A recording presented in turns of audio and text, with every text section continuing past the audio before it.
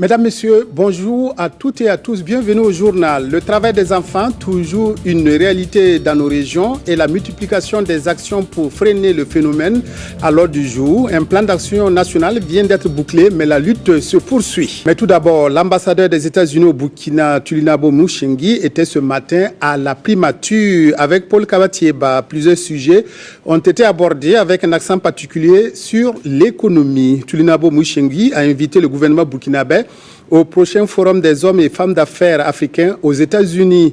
Il se tiendra le 21 septembre prochain. Le gouvernement a aussi reçu une invitation au prochain forum de la Goa le 26 septembre. Propos de l'ambassadeur américain est recueilli par Ruth Bini Ouattara. Il y a un forum qui va se tenir à New York le 21 septembre. J'ai voulu inviter le gouvernement de Burkina Faso à être bien représenté à ce forum parce que ça suit la discussion qu'on a eue en 2014 quand nous avons eu le US Africa Summit. Pour ce forum qui va avoir lieu, je voulais demander au gouvernement de Burkina Faso d'aller vraiment avec des projets concrets parce qu'on a eu quand même plus d'un an pour mûrir les idées. Le deuxième, je voulais aussi soulever la question des AGOA. Vous connaissez AGOA, des African Growth Opportunity Act, qui était un programme décidé pour aider les hommes d'affaires africains à exporter aux États-Unis hors taxe. Et quand nous regardons l'Afrique, certains pays africains ont bien pris avantage de cette loi et d'autres n'en ont pas vraiment. Alors je voulais soulever ça aussi parce que le forum va se tenir à Washington le 26 septembre. Donc je voulais encore une fois insister que le Burkina soit représenté au niveau gouvernement et au niveau privé. Le plan d'action nationale de lutte contre le travail des enfants 2011-2015 vient de s'achever.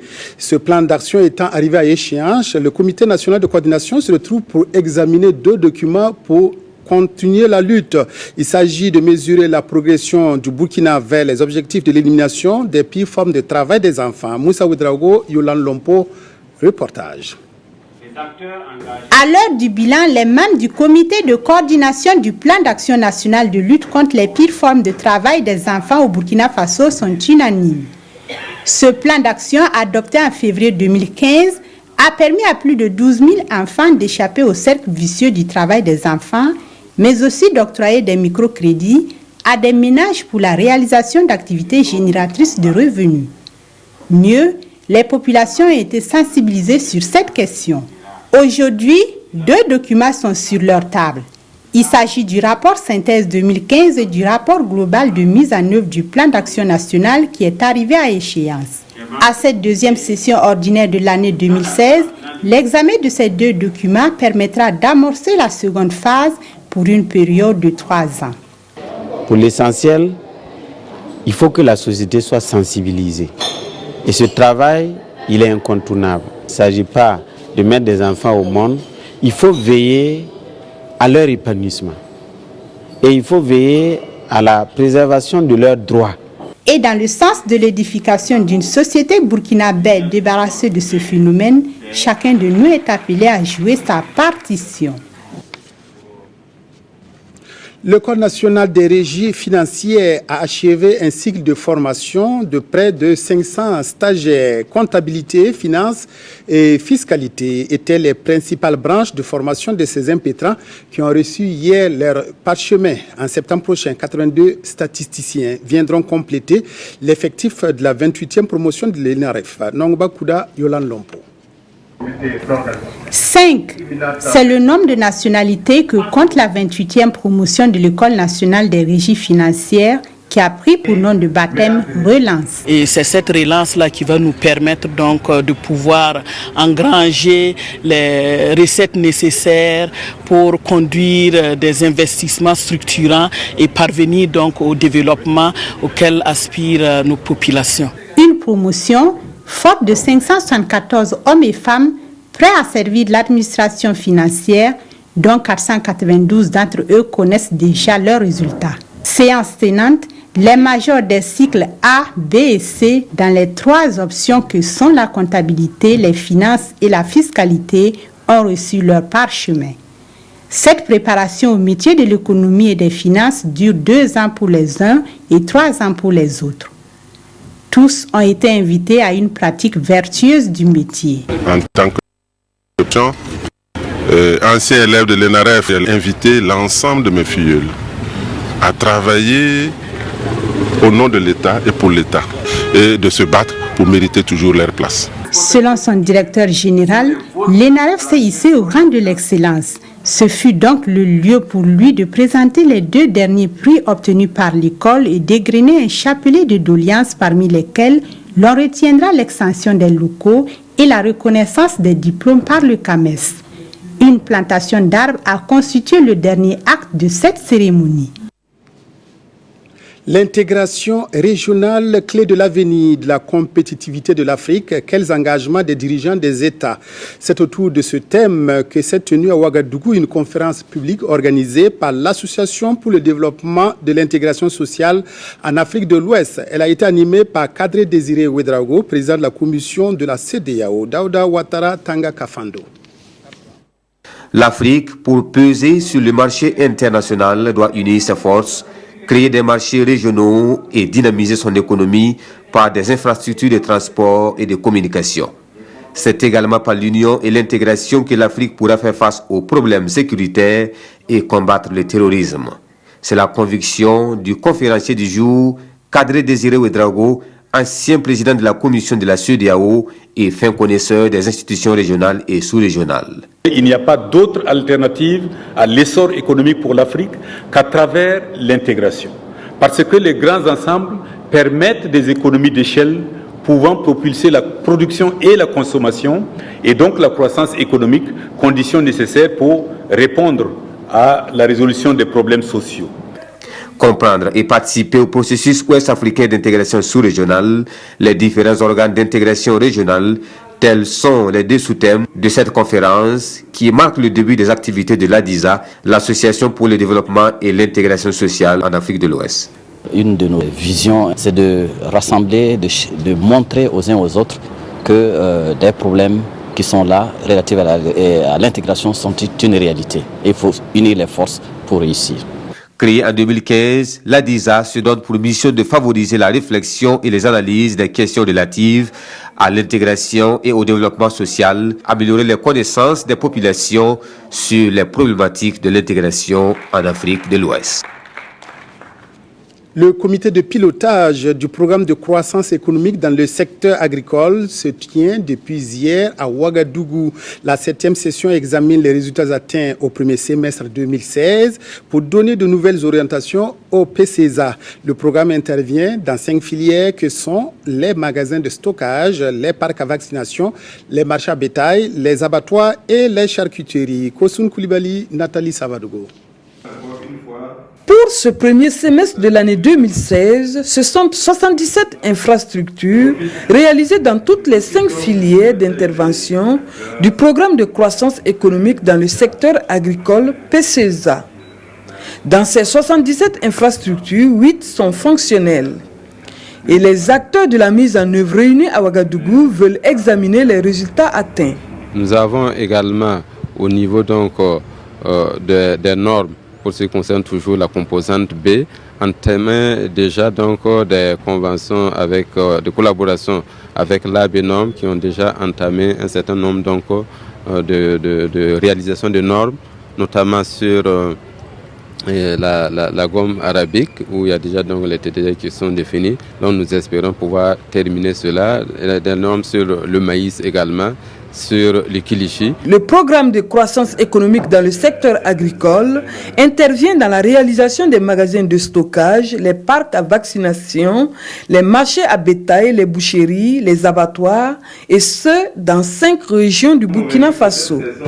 Quand vous prenez la région du Grand Est, le centre-Est et l'Est, nous avons les plus grands marchés de bétail de la sous-région. Quand vous prenez le marché de Koutenga, nous avons un marché de céréales qui est très animé et le PCESA justement accompagne l'ensemble de ces acteurs. Le PCESA est né de la volonté du gouvernement burkinabé et du Royaume du Danemark.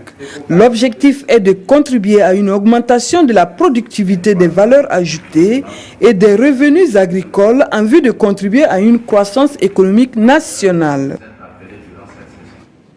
Produit de l'anacarde dans un environnement sauvegardé. Objectif du projet d'appui au développement de l'anacarde dans son volet gestion environnementale et sociale. Pour permettre aux producteurs et acteurs de la filière de s'approprier le contenu d'un document, il se tient à Bérégadougou, dans la Koumoué, un atelier qui devrait permettre aux participants de disposer de connaissances sur le projet. Idrissa Warga, Mireille Carole Tougma.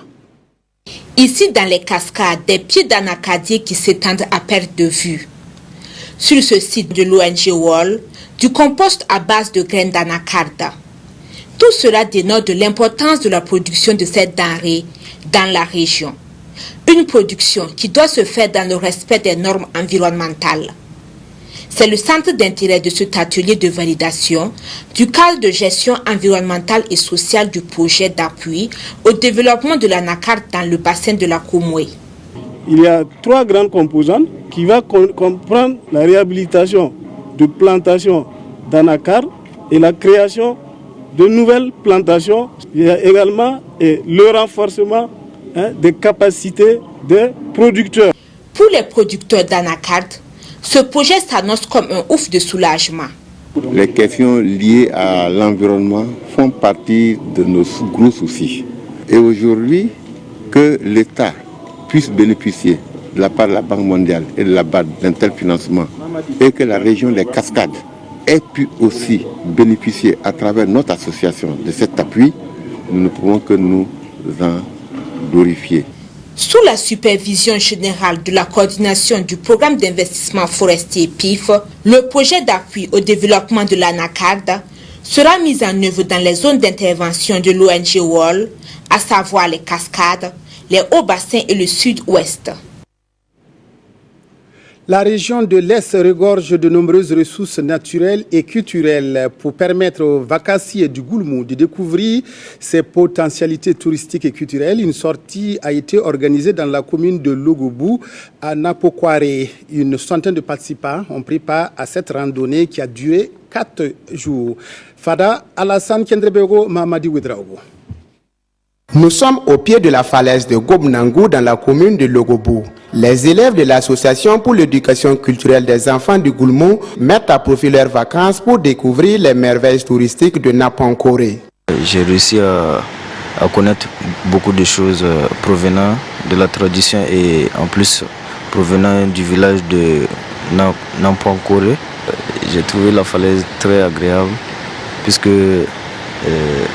vraiment, c'est ma première fois de voir ce genre de trucs en face. Entre escalade et balade d'environ 2 heures, les randonneurs assistent à des cours théoriques sur les potentialités de la falaise. La falaise du Gobnangou, elle est située entre 2 communes. Donc on peut faire du trekking c'est-à-dire quitter la commune de Logobou pour rejoindre la commune de Tambaga.